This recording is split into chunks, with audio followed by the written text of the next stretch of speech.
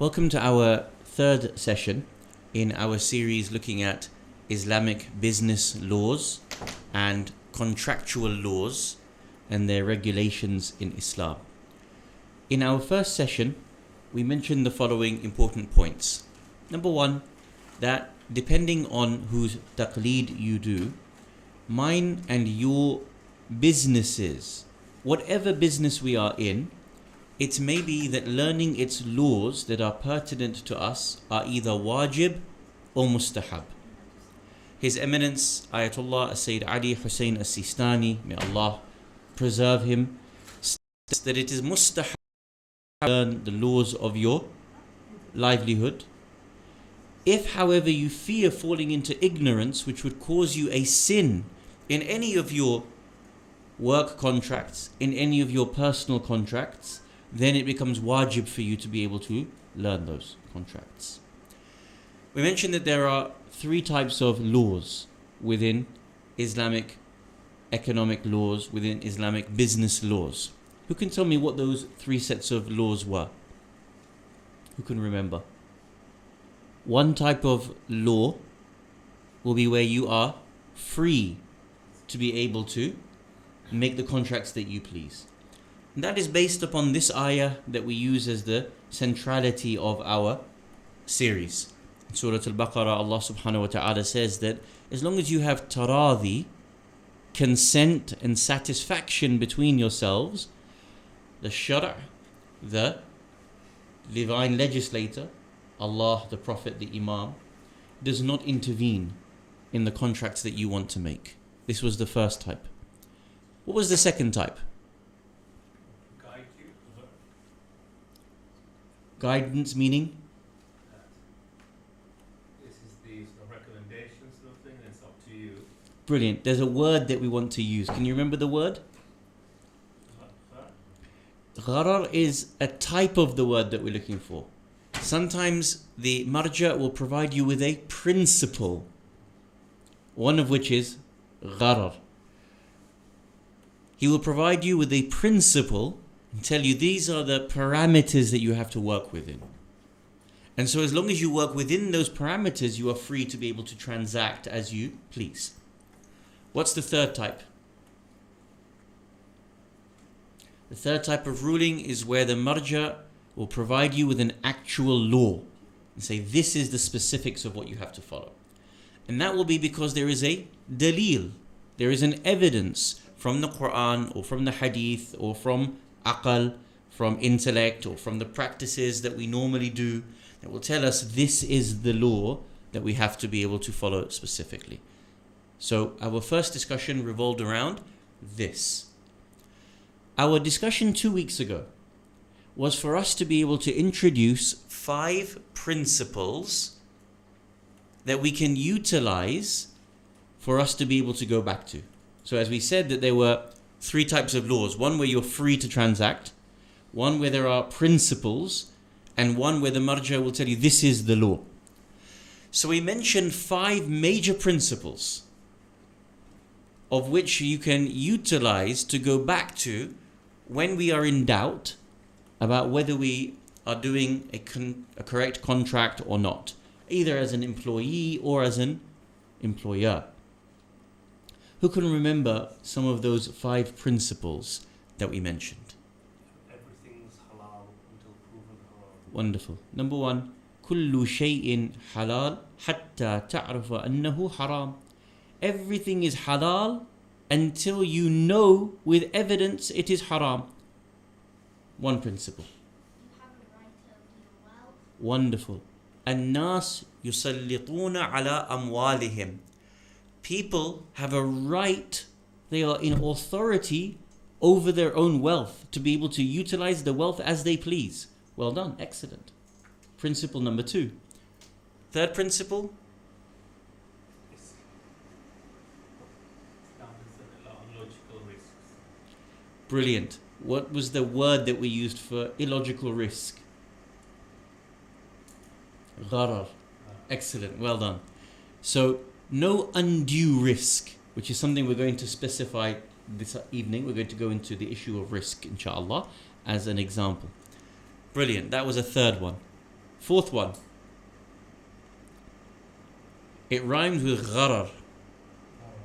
Dharar. What was dharar? Harm. Harm. Islam does not occasion harm. Meaning, you cannot do something that harms yourself, nor can you do something that harms others. Brilliant. Fourth principle. And what was the fifth principle? Whatever corresponds with Quran and Sunnah is permissible. كل ما يوافق مع القرآن والسنة فهو جائز. Whatever corresponds to the Quran and the Sunnah, it's permissible for you. Whatever goes against Quran and Sunnah, it is impermissible for you. You cannot make a contract. 5 very simple principles. That whenever we are contracting anything in our life, be it marriage contract, be it working for someone, be it employing someone, doing a deal on behalf of the mosque, let's say you are part of the EC, whatever it may be, you can always go back to these 5 main principles that will allow you to be able to navigate if the ruling is within the issue of the principles. Allow you to go back to one of these 5. So we also did something else 2 weeks ago. We asked, for example, can Nazir do any deals himself? Do you remember?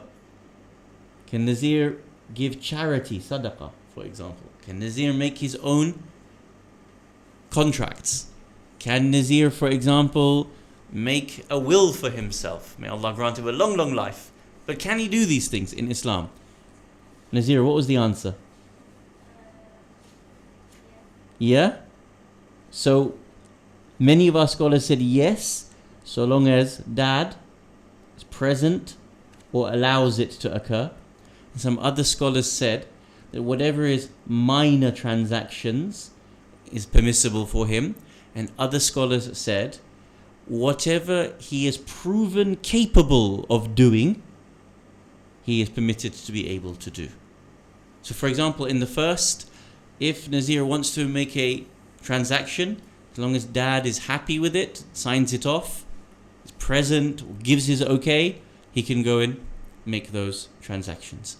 And the second opinion is that as long as it's a minor transaction, Nazir can go into the petrol station and he can purchase himself some crisps and a chocolate if he wants. But nothing major. The third opinion is, so long as Nazir has proven himself capable generally to be able to do a transaction of this nature, it's permissible. So for example, if he has already proven that he is capable of making a decision of whatever the nature is, by virtue of proving his maturity, then this would be permissible for him. Because there's no reason for the shari', the divine legislator, Allah, the Prophet or the Imam, to deny Nazir's proof of his independence or maturity. How can we go back and prove this? Which principle did we utilize? Which one of the 5 principles argues the question of whether Nazir can actually spend his own money for himself?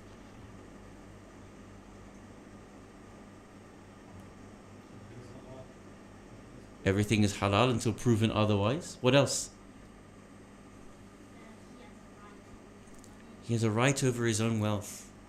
الناس مسلطون على أموالهم. So this is where, as an example, the different fatwa go back to the principles. And of course, in this case, we have to follow the marja's opinion, because the marja has not given it as a principle, he has given it as a fatwa. So you can see the relationship between principles and fatwa, inshallah. So tonight, inshallah, we move forward in our discussion. What we're going to do tonight, inshallah, is look at what's known as 2 things. Number 1, if you want to make a note of this, because then we will always, bring it up, we can refer back to it. So the first one is called shurut al-iwadain. Shurut al-iwadain. Shurut al-iwadain translates loosely to the conditions of the items, the two items that are going to be exchanged. So normally it is money exchanged for something else. And then we will go into the principle of gharar, undue risk, in more detail. So 2 weeks ago, when we raised this question around can Nazir purchase something for himself, can Nazir give sadaqah of his own money when he is not yet baligh, but he might be discerning, the question really being raised here is to the nature of the contract, the nature of the contractee. Can the person making the contract, who is not yet baligh, but he is mumayyiz, he's discerning, he knows right from wrong, he understands, when something is a wasteful amount on something, he's discerning, can he make the contract? The issue is here, who can contract? So we alluded to this last time. You have to be baligh, you have to be sane, right? You have to be awake. These are all obvious conditions, but they are conditions specifically within Islamic law as to whom can contract. The issue of shurut al-iwadain is not whom can contract, it is what you can contract. What are the conditions when something can be made as a contract? So we're not looking at the contractee tonight, we're looking at the contract itself when a person wants to be able to buy or sell something. Now remember, this can be anything. You can put something on Facebook Marketplace. These laws apply to you. You could have a multi-million-pound business. The laws apply to you. It is exactly the same when you are buying and selling. So you can see that what you are buying and selling can be of whatever level of item. And this is what we are going to discuss tonight, inshallah. Principally, there are 4 shurut, 4 conditions for the iwadain, for the exchange of 2 items, whatever it is you are buying and whatever it is that you are selling. And these are very, very simple, but of course at times you can always create real depth within the question, and marajit then go into deep specifics depending on the mas'ala itself. But simply it is the following. Number 1. The first is Ibaha. The thing has to be mubah, permissible for you to be able to buy or sell. Within that, it has to have what is known as intifa', jawaz al-intifa'. You have to be able to have the permission to be able to utilize that thing properly. So I'll explain. In regards to the first issue of Ibaha, it is as simple as it is permissible for you to be able to buy and sell that thing. Who can give me an example of something that would be haram for you to buy or sell? Alcohol. Simple example. Cannot buy it, cannot sell it. Now, is that carte blanche, or are there conditions when you can buy and sell alcohol? What happens if it's for medicines? Can you buy it? Yes. So what we mean by ibaha, of course, here is that which is within the law, and of course when there are certain exceptions or detailed rulings, the secondary ruling around it. So normally what is impermissible for you to buy is quite simple. It is normally that which is najis, that which is not allowed to be utilized. So for example, previously our marajit would highlight that buying and selling blood was haram. Why? Because it's najis. But actually nowadays the ruling has changed. Why? Because people actually make use of blood. You can buy and sell blood for actual benefit. Whereas in previous centuries, we didn't have the scientific medical means to be able to make use of blood. Simply it was najis. There was no reason to buy and sell blood. What were you going to do with it? Whereas of course with the change in mawdu', the change in the way in which we approach this mas'ala, we also have a change. Number one, Ibaha. Number two, Sulta. You have to be owning the item, or you have to be in control of the item for you to be able to sell the item, or indeed for you to be able to purchase it from someone. They have to be in control of the item. Now this becomes a little bit more in depth. Can I purchase something that you don't yet own? Can I sell something that I don't own? Can you see this becomes quite problematic, which is something we're going to go into a little bit more tonight, inshallah. Principally, you have to have sulta over it. You have to have authority or ownership over it. And if you don't, principally you cannot sell that item. As I said, we're going to go into certain details around that tonight, inshallah. The third principle is that you need to have qudra for its taslim and tasallum. You have to have the ability to deliver the item or give the item over. If you do not have power over that, if you cannot do it, from the Islamic perspective, the contract is batil. Can I make a contract in which I am promising something that I cannot deliver on? No. From the Islamic perspective, I cannot. I need al-qudra ala taslimi wa tasallum. Need to have the capacity to deliver that item or take hold of that item. So for example, again, mas'ala, I want to be able to sell something that I'm not sure whether I can deliver on. I'm just giving an example. Imagine I work as a tradesman. Person comes to me and says, I want, this type of flooring. I want this type of marble flooring. I don't have access to it. I imagine I can get access to it, but I don't have access to it. It might be because it's generally unavailable. Generally, it is not something within my stock. Whatever the situation is, am I allowed to sell it or not? I don't have the ability at the moment to be able to deliver the item. Principally, in the Islamic law, you cannot make that contract because you do not have al-qudra ala taslimi wa tasallum. As we said, you go further into exceptions and into the details of the rule, and you'll find ways that we actually permit it. But principally, if you cannot say, I can deliver this, then you cannot make that contract.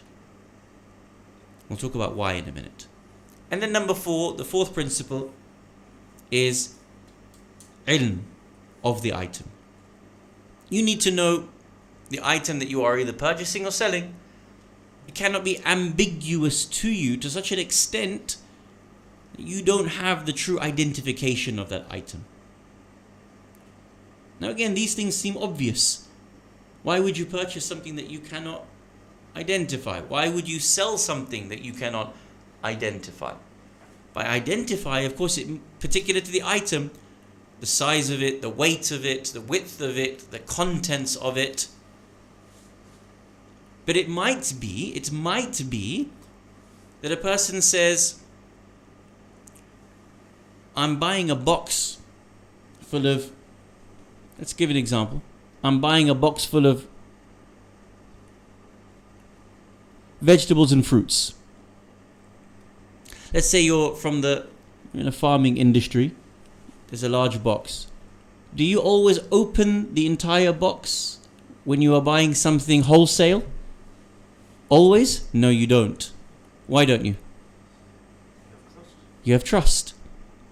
But the shart here, the shart of iwadain, is that you need to have ilm of its contents. So now, it comes to the end of the day, you're walking through the market, the guy is calling out £1 for this, £2 for this, and he wants to give you a box. He says, look, if I don't sell this, it's just going to go off. In there, there's whatever. He says there's potatoes, there's onions, there's this, there's that. You want to buy it? Yeah, no problem. £5. I'll take it all. Because it's cheap enough for me to want it. And he is only going to throw it out if he doesn't sell it, because he needs to stock with fresh produce tomorrow. Do you need to open the entirety of the box to know what is inside it and number it? Say, this is how many onions there are, this is how many carrots there are, this is how many potatoes there are. No, you don't. Can you see? Even though the principle is that you need to have ilm of the description of what you're buying and selling, why would it be the case that you don't need to look into the box to know exactly what's in it? Why? Why can that person sell it and why can you buy it? Trust in it? Say again? No reason to think that there's... So, much more simple. Is this a practice within the urf? What do we define urf as? How the majority of rational people work. Is it something that you would normally do? Yes. At the end of, the day, when the marketplace is closing down, you can go and get a deal. That's how it works. If you go at 12 o'clock in the afternoon, it's peak, you won't get the deal. But you know that if you go at the end of the day, the wholesaler is probably going to be giving things away, or the marketer is going to be giving things away. As long as it is normal for that to take place, and no one in their right mind would say, what are you doing? You have to count everyone. Normally you would know the exact weight of what you're buying. It's a kilogram for this, that's how much it costs. It's a kilogram for this, that's how much it costs. In this case, you don't. You just get the box. It's enough for you. It's a common thing. And not just common, rationally it's common as well. No one would say you're doing wrong. So principally you need to have ilm of the description, the detail of what you're buying, but on occasion, the law doesn't account for it. Can you see how that works? So we have 4 principles here of the contract, that when you buy and sell something. Shurutul iwadain. And how you give it. So number 1, Ibaha. You have to have permission to be able to purchase or sell that thing. And it has to be able to be utilized in the Islamic way. Number 2, Sulta. You need to have authority over it. You have to legally be allowed to buy and sell it. Number 3, Al-Qudra. Capacity to be able to exchange the item properly. And number 4, Al-Ilm, of the description of that item. Everybody makes sense? Not too difficult, but you can see how the principle works and how some of the detail works. Okay, now based upon this,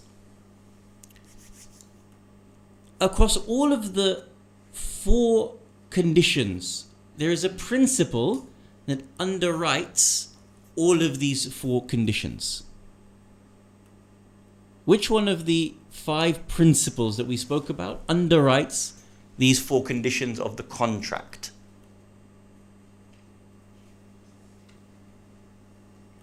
Gharar. From an Islamic perspective, if you're going to put yourself at risk when buying something, undue risk when you buy something, the contract is void, it is batil. You can see here, if you are purchasing or selling something and you don't have qudra, or the person you are purchasing from doesn't have qudra, capacity to deliver the item, are you putting yourself at undue risk in making the contract, in handing over the money? Yes, you are. If, for example, you don't have proper ilm of the item that you are purchasing, is there a chance of you falling foul of gharar? Yes. So the main principle here that underwrites these 4 shurut is the principle of gharar. Putting yourself into a position where it is undue risk, illogical risk, unfounded, unwarranted risk that you put yourself into. And this happens for the majority of business, because business is about putting yourself at a point of risk. You're always purchasing something in advance. You're always in a chain and you're always expecting to be able to purchase something and then sell it on for more later on, or something like that. The very nature of investment in business is risk. So one of the biggest questions in Islamic legal theory around business and contracts and investment and partnership is the question of the definition and the boundaries of gharar, risk-taking. What is considered too risky that it invalidates the contract versus what is considered risky but a good deal, or risky but you have no fear that it's un-Islamic. Let me give you a couple of very simple examples. I want to be able to invest in a share. A type of share can be that I know that the business is going to boom. There's no risk. But it's always risky. Because when you invest in any share, the potential is that that business can go bust. Is that considered a gharar? For example, I want to invest in Manchester United. Manchester United seemed like a good shout. But I know at any one moment, they might no longer achieve European qualification. The value of their business could go down. Is it risky to invest in Manchester United? I need to keep this fiqh and not jokey, because if I say something jokey, someone might take it. It's always risky to invest in Manchester United, especially when they lose Cristiano Ronaldo, as a person who got stung by 3 of his goals the other week. At times I want to be able to invest in a business, but it has no track record. I think that this revenue stream or this area of transaction, it might work. The business is brand new, I want to invest in it. But there's no way to know whether it's going to succeed or fail. Is this risky? Let's go a little bit more in detail. Mas'ala in the community. It's a touchy subject, so I don't mean to offend anyone in the community if they have come across this issue, but it's something that we need to learn about. Something that's happening to our community right now. There's a particular mosque in our community. A donor built brand new mosque and said to the community, I'm going to give you this mosque, no strings attached. So everybody moved from mosque A into mosque B. The problem was that there was no agreement in writing. There was no contract in writing to say anything about it. Mosque B has been built brand new. Everybody closes down Mosque A and migrates over to Mosque B. The donor of Mosque B then says, yeah, I'm giving you the keys, but it's based on A, B, and C conditions. By now, everybody's left Mosque A and moved to Mosque B. Can you see? The problem was what? Gharar. Why was it gharar? No contract. No contract in place. So a whole community moved over, and at the end of it, half the community complained and said, the conditions you've placed upon us are unacceptable, irreconcilable. We're all going back to Mosque A. Half ended up in Mosque A, half ended up in Mosque B. Now, until today, they're still fighting, they're still arguing, this, that. I'm not going into who's right, who's wrong in this platform. But can you see, a contract which was not present, but a verbal contract that was present, is not sufficient. All you need to do is present this mas'ala. Was there undue harm to the community to move over? Yes. Then why did you move over in the first place?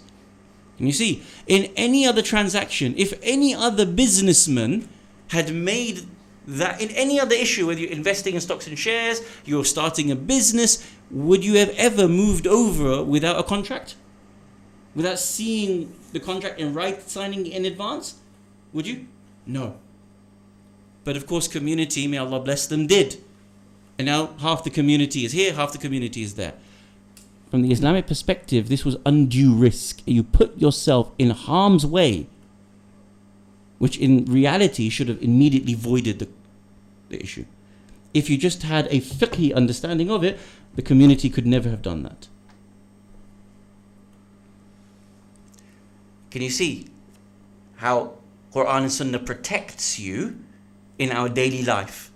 Only when we avail ourselves of the knowledge of the principles and the way in which we apply them to whatever our modern day circumstances are, we can avoid a lot of problems within our community.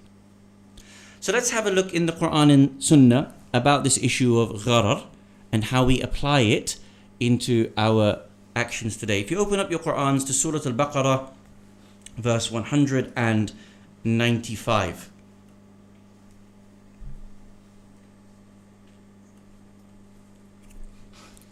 Ayah of the Quran, Allah subhanahu wa ta'ala gives to us specifically in the realm of transactions and spending. But with the ayah, it protects us from undue risk. Everybody's got the verse? Bismillahir Rahmanir Rahim. وَأَنفِقُوا فِي سَبِيلِ اللَّهِ. Spend in the way of Allah subhanahu wa ta'ala. However, وَلَا تُلْقُوا بِأَيْدِيكُمْ إِلَى التَّهْلُكَةِ. But do not throw yourselves into destruction. Do not put your hand into a situation that is going to be destructive for you. Subhanallah. The way the Quran works is that Allah provides a succinct statement, but in it is so much depth and so much wisdom in accordance with our circumstance. وَلَا تُلْقُوا بِأَيْدِيكُمْ إِلَى التَّهْلُكَةِ وَأَحْسِنُوا. But instead, what should you do? Do good. The goodness in the context of don't destroy yourself is what? Protect yourself. Don't do anything that's going to put you into undue harm's way. It's going to be destructive for yourself, but rather do good. And of course, the context of do good is spending in a way that protects you from that harm. Inna Allaha yuhibbul muhsinin. Allah loves those who do good. And of course, you can understand the context of doing good in this sense. So now, what I want to be able to do for a few minutes is to be able to look at how our mujtahideen and scholars have discussed this issue of harm, especially from the words of our holy Ahlul Bayt, salawatullah wa salamuhu alayhim ajma'een. And it should become quite clear for us to be able to apply it into our daily life. So again, if you make notes, I want to be able to add a sixth principle for you. So far I've given you 5 principles. I'm now going to introduce a 6th principle from Ahlul Bayt alayhim wassalam that aids us towards the understanding of gharar. It's a principle in and of itself, but it aids us. It links beautifully to no undue risk. That principle is called لا تبع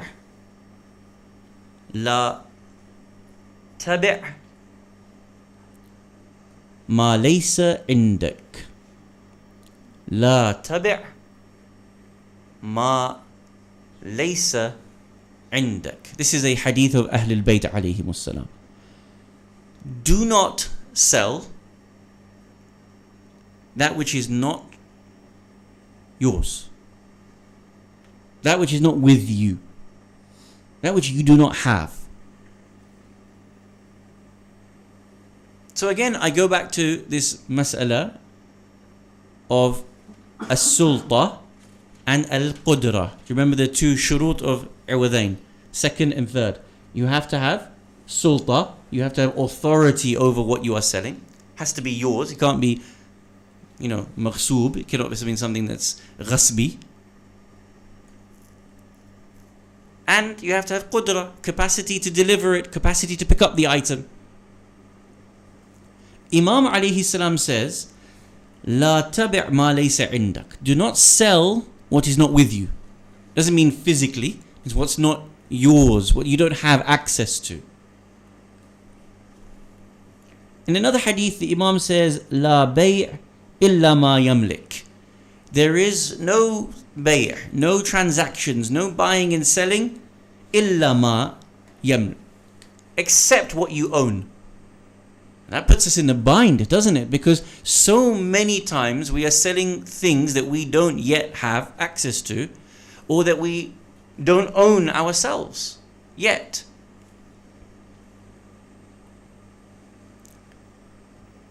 Now what you can see here is that there are two principles. Number one, الناس مسلطون على أموالهم.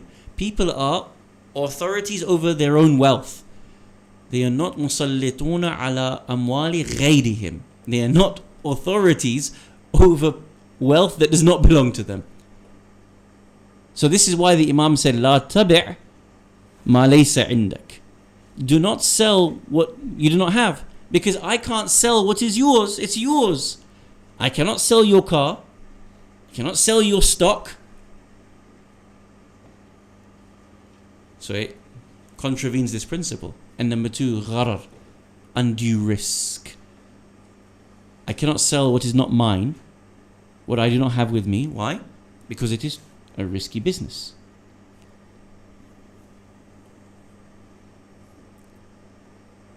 Now the Mujtahideen help us here by doing two things. By going back into the ahadith to see how Ahlul Bayt alayhimus salam, number one, defined gharar, and number two, the examples that they give gharar. When a businessman would come to Imam and say, I'm in this sticky situation, is it permissible or not for permissible? Can I do this? Can I not do this? And based upon the Imam's statements and actions, they make a definition, a series of definitions on what is undue risk and not undue risk, and so on and so forth. So let's have a look at some of these ahadith, and then we will look at what our scholars say about this in particular. So as an example, hadith from Amir al-Mu'mineen Ali ibn Abi Talib salawatullah wa salamuhu alayhi. Allahumma salli ala Muhammad. He says the following: Innal gharar amalun la yu'minu ma'ahu dharar. I'll translate. Gharar, undue risk, is an act in which you are not secure from harm.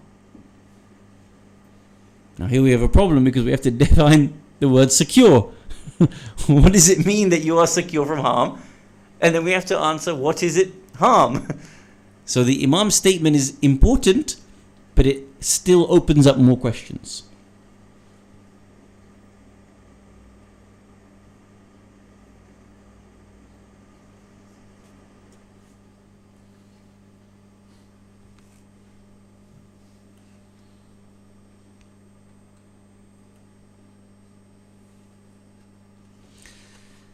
Let's have a look at some examples from Ahlul Bayt alayhimus salam when it comes to being able to trade with something that they did not have in their own hands.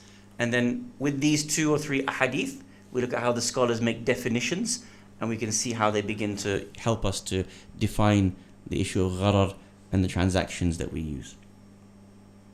So one hadith comes to us from Imam alayhi salam, and this issue is in regards to do not sell what you do not have. So I'm just giving you a hadith, and then I'm going into the ahadith and the way the mujtahideen do their ijtihad and provide us with the fatawa or the boundaries, okay? So I've given you one hadith where Imam says, if you're not secure from harm, it is gharar. This is first hadith. Second hadith, this one comes to us from our 6th Imam, Jaffer Ladak, salawatullah wa salamuhu alayhi. Hadith says as follows: يجيء الرجل فيطلب المتاع فاشتريه ثم أبيعه منه. So, person came to the 6th Imam alayhi salam and said, a man comes, an individual comes, and seeks an item. فَيَطْلَبُ الْمَتَاعَ. He seeks an item. He wants to be able to purchase something. A man is giving a general example to the imam. He hasn't specified the item. Mata'a is any item here. Any daily item. Yaji'u rajulu. Person comes. Imam is asked. فَيُطْلَبُ الْمَتَاعَ. He seeks to be able to have any item. فَإِشْتَرَيْهِ. Then I go and purchase it for the man. ثُمَّ أَبِيعَهُ مِنْهُ. Then I sell it to him. Is this permissible or not? So you can see what's implied in the question is, I've made a deal with the man, I am going to purchase it, and then I'm going to sell it to you. What do we call this person? A middleman. Normally, something like that. An agent. Right? Now often, I don't know where to get something from. Right? So I will come to you and I will say, I need this. I'll go to your shop, I'll say, I need this. I say, I don't have it right now, but I'll get it for you. Normal, isn't it? But yet the Imam said, لا تبع ما ليس عندك. You cannot sell what you do not have. Do we have a contradiction here? You're all budding mujtahideen, mashallah alayh. Hadith 1, لا تبع ما ليس عندك. Do not sell what is not with you, what you do not have. Hadith number 2, someone comes and asks the Imam, فَيَطْلَبُ مَتَاعَ. He wants from me an item. فَإِشْتَرَيْهِ. So I purchase it. ثُمَّ أَبِيعَهُ مِنْهُ. Then I sell it to him. Any problems with this, Ya Imam? Imam says, أَلَيْسَ إِنْ شَاءَ تَرَكْ وَإِنْ شَاءَ أَخَذْ. Is there the space, the freedom to be able to say that you can break the deal if he cannot get the item? And is there space to complete the deal if you get the item? Imam asks the question back. قُلْتُ بَلَى. Yes, absolutely. قَالَ لَا بَأْسَ بِهِ. No problem with this deal. So is there a contradiction between the two ahadith? What do you think? Why is there no contradiction? Exactly. The first hadith is very general. It's just giving you a tanbih, a warning. It's a principle. لا تبع ما ليس عندك. Do not sell what you do not have. It's a general ruling, isn't it? Why? Because it's open to gharar. But then in a specific situation, the Imam is asked about a specific situation, and in there he gives the proviso. He says, look, if you can't get hold of the item, is your deal going to still be in place? Yes. But how can that be the case? If I come to the pharmacy and I say, I need this medicine, you say, I don't have it, I'll get it for you, come back in 3 days. If I come back in 3 days and you don't have it and you still keep my money, then it is gharar. You've opened yourself up to undue risk. Now that's obvious, isn't it? It's normal. But I'm going to show you how the mujtahideen then go give us specifics around the brackets to make sure you always protect yourself, what is halal and what is haram. So first example, the Imam shows that there's a proviso within the contract. It proves that within the contract there is no longer gharar. Initially there would be gharar because you're purchasing something that is not available. But as long as there is the proviso within the contract, if I come back in 3 days and you don't have it, no problem, deal's off. Then the risk is no longer there. There's no risk for me, is there? Because I keep my money at the end of 3 days and you don't take it from me. So we're here showing the definitions of risk in Islam here. Now the hadith, again from our sixth Imam Jaffer Ladak, salawatullah wa salamuhu alayh.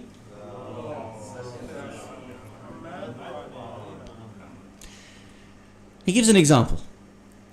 Imam gives an example of when you can purchase something or sell something that isn't in your hand, isn't available to you. So I gave the example. You might be a trader. I come and I say, I want to, do up my house. I want this type of tiling. You don't have it. It's not in your stock. Can you do the deal? Well, principally, لا تبع ما ليس عندك. But then the Imam shows us that there are conditions where we can understand differently. As an example, Imam mentions that if you purchase something in which it is normal that that product would be available, it is permissible for you to be able to buy it or sell it, even if you don't have it. So the scholar here gives an example. Something that comes from something else, something that produces something else, it is permissible for you to be able to make that purchase, in the knowledge that it's normal for that item to be produced from its first item. So for example, cotton comes from, where does it come from? Yeah, fields. As long as the fields are there, you can purchase something, you can sell something, even because it's going to grow in the future. If it's normal that you're going to have a delivery of stock, it's permissible for you. If it's normal that the stock is available for you, you can go and promise something that you don't have access to. Example in the hadith of Imam alayhi salam, سئل الإمام عليه السلام عن رجل يشتري الطعام من الرجل وليس عنده. Imam was asked about a person who wants to buy some food, but he doesn't have it with him. Man doesn't have access to the food, but he's selling it. Are you allowed to purchase it? لا بأس به, no problem, absolutely fine. So our Maraji make the points. They say, number one, if you make the condition that if you are unable to get it, then you can break the contract. If the product is generally available, you can make the contract. If it is specific to a particular model or code or specification, that is, you can specify the item down to the individuality of the item that you need to get, then you can purchase that thing or you can sell that thing without you having it. No problem for you to be able to do so. Simple examples from Ahlul Bayt alayhimus salam in which they make these rulings. Let's add a little bit more depth to it for us to be able to appreciate. So our Maraji then come to the issue of gharar and ignorance. I'm going to invest in something, but I don't have knowledge of the item that I'm investing in. Someone gives me a tip. Someone says, this stock is going to blow up. Someone says, invest in this business, but you don't know about that business. It's not your area of expertise. Let's say it's regular for you to be in housing. You normally are in this area of housing. Family member comes to you and says, I've got a good friend, he's looking for investment. He's in the furniture business. You don't know anything about furniture. It's not your area of knowledge, it's not your area of expertise. He wants you to invest £10,000. Wants you to invest £50,000. He knows what he's doing, you don't know what you're doing. You're a complete novice. Most people go, I'll take the istikhara. If it comes out good, I put the investment. Comes out bad, I don't put the investment. Prior to the istikhara, there is this principle of gharar. Now tell me, you don't have knowledge, you are ignorant of this business. You're ignorant of this model. Is it gharar or not? It's undue. Is it undue risk? Or is it just risk? How many people invest in things that they don't have knowledge of? What do you think?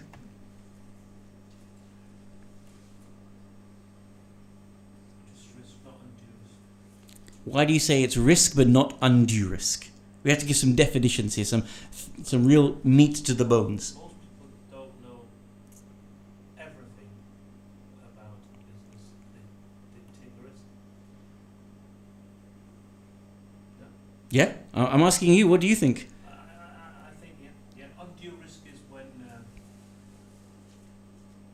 it's a Yahoo thing, you really don't know anything, but here you know something, but you're taking some risks. I think undue risk is when you do something just without due diligence. Really nice. So, risk is when you do something without your due diligence. That's a nice way of defining it. Due diligence is a really, I wouldn't say Western term, because I'm sure it exists in other languages, but it's very particular to our language when we invest in things. You make sure you do your due diligence. So is investing in a business that you are ignorant of risk or not? Is it one way or the other? No. What is it? It's based on your due diligence. Can you see that? If you've not done due diligence, would the ordinary person call it gharar? Yes. If you've done your due diligence, even if you don't have any expertise in that business, would they consider it to be gharar? No.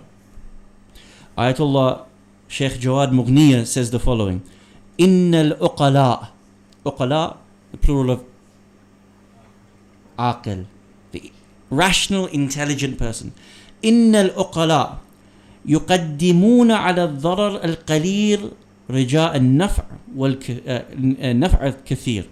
The intelligent people precede the issue of or are willing to put forward having minimal risk, الضرر القليل, little risk, if there is رجاء النفع الكثير, if there is the hope for great benefit.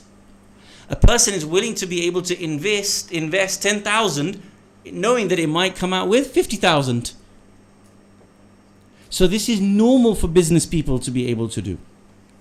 وَيَشْتَرُونَ الشَّيْءَ الْمَجْهُولِ بِثَمَنٍ لَا يُوَخِّبُونَ مِنْ عَدْلٍ مِنْهُ. And they will purchase something that they are completely ignorant of on the basis that there is no blame on them if they were to invest in it. Can you see the condition that he places? There's no blame on you by the rational people for you having invested in this business. It's not considered to be gharar. So he says that there's no gharar in basically saying you're ignorant of something. It's not how you define gharar. Just by saying you might be ignorant of your purchase, ignorant of your investment, it doesn't necessitate gharar. Doesn't necessitate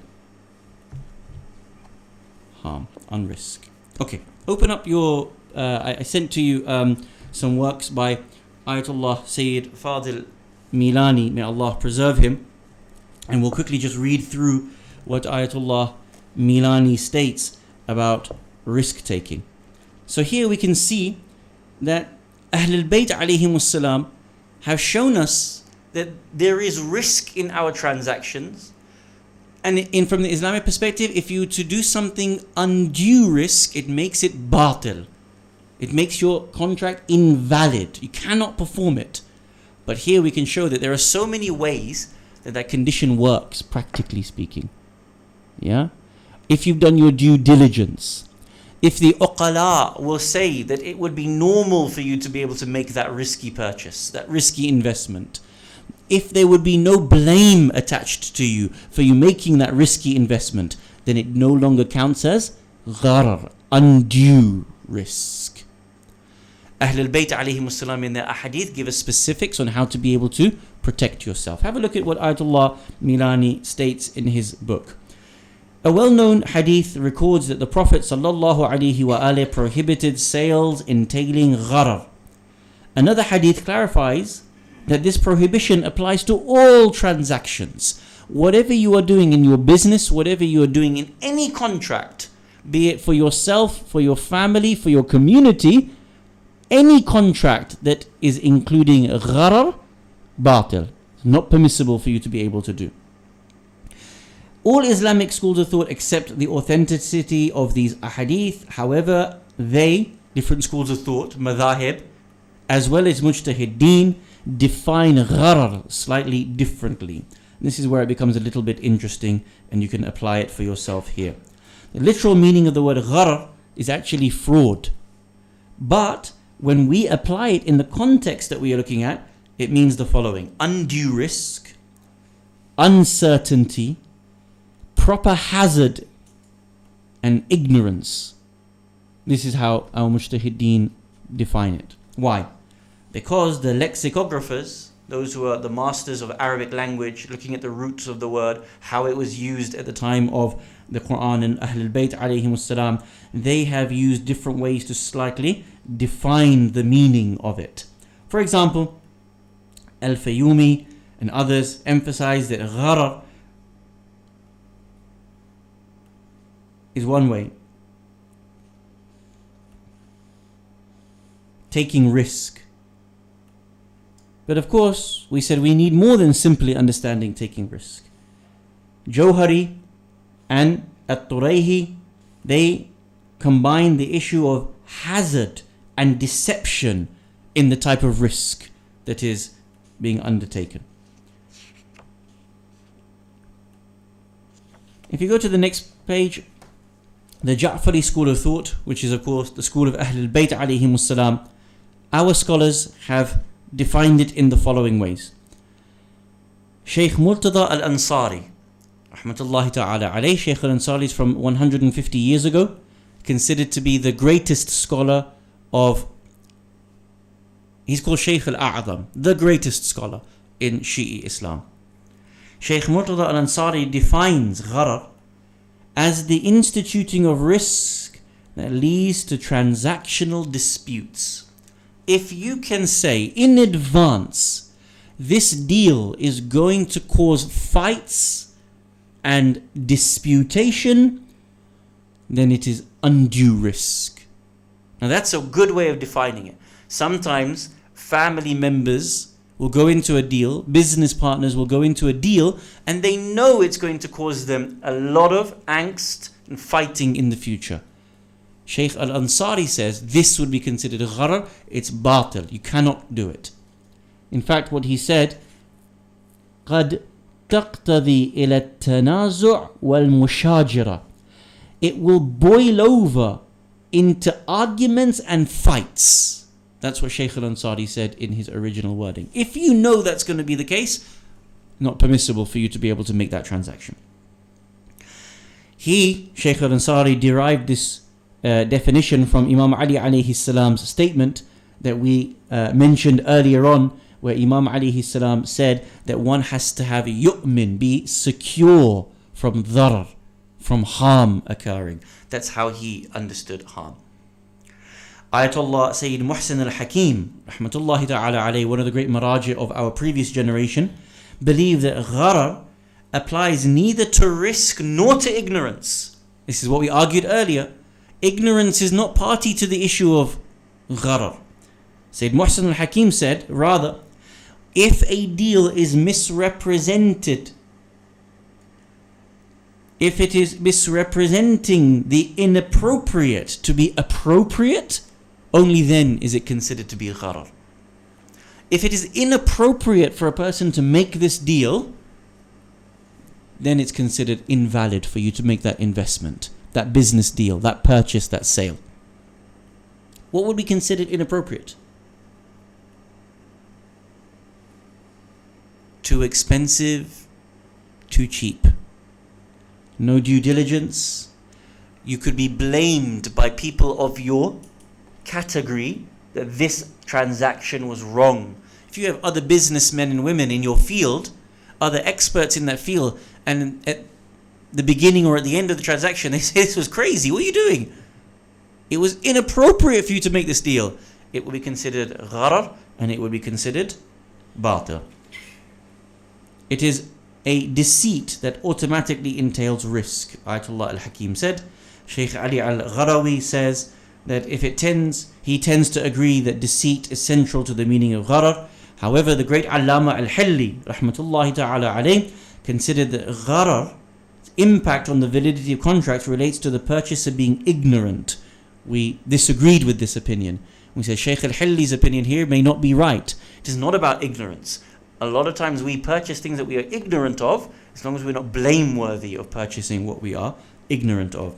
On the other hand, Shaykh Muhammad Hassan al-Najafi, one of the great scholars of our previous generation, the early 1900s, stated that he differentiates between doubt and ignorance regarding the existence of the subject matter of the contract, doubt and ignorance regarding the qualities of the subject or the matter of the contract. Again, we can dispute person can doubt whether this is a good deal or not, but as long as they would not be blameworthy, then it would not be considered gharar in the eyes of Allah subhanahu wa ta'ala. So here you can see that actually the Quran and Hadith provide us with a great deal of insight, but our mujtahideen have tried to go into depth in regards to these principles, and then they have created certain definitions and boundaries for you to be able to apply into your own personal circumstances. You and I can be the ones who help to make these definitions better, because you are involved in those practices on a daily, weekly, monthly basis. Anyone here who is making contracts, investing, can actually help to be able to build these definitions, because you actually know what is too risky in your own businesses, what is actually blameworthy in your own businesses, or whether this is actually something that will be heralded as positive in your own businesses. Ultimately, in this case, the maraji' do not give you specifics. They cannot say this is a good transaction, this is a bad transaction. It is entirely down to you to know whether this is considered batil in the eyes of Islam or not. Tonight we have gone through the following things. Number one, shurutul iwadain. Those things that make the contract of the exchange of the item permissible and impermissible. And then we've gone into a sixth principle, la tabi' ma laysa indak. You cannot sell that which you do not have. We've explained the meaning and the application of that, and then we've gone into the issue of gharar and harm, and how to be able to define harm and apply harm in our own contracts, in our own daily basis. I hope this was of benefit to you, inshallah, and inshallah we can all help ourselves to be protected such that we do not throw our hands into destruction as the Quran demands from us. Walhamdulillah Rabbil Alameen, wa salli ya Rabbi ala Muhammadin wa alihi at-tahirin.